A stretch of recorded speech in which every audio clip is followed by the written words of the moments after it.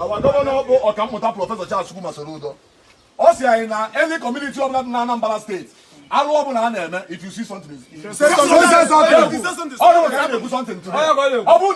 Involve government. Come and see one look at me. And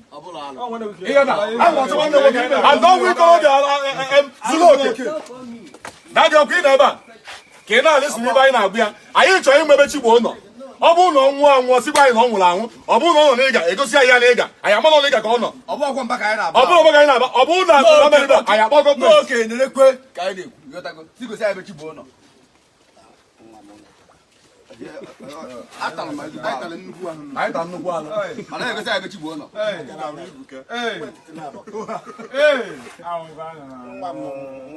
yes No, stop that. No.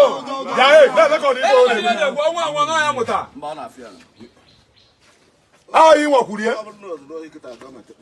I am not government. Obuno government.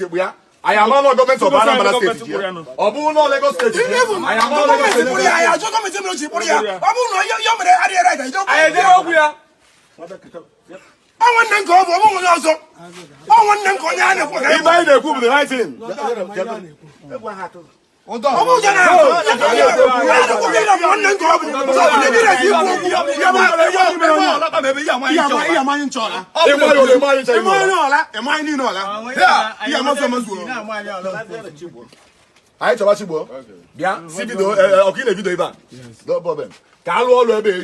From Monday, I man not get Igbo.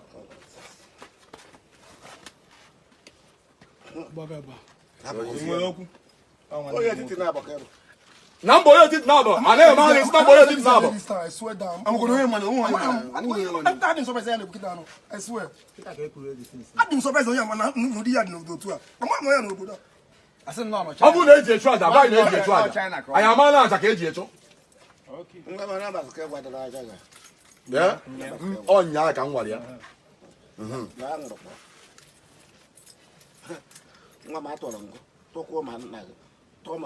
I didn't walk to if I could because say one night working on. If I go say one night working on. I ain't sure you made one night working on. Obuno na a brother corner. Why? Nanga, Obuno Noka, I a group of I agoka, Jeffia. Obuno in the I am on Ega Katolia.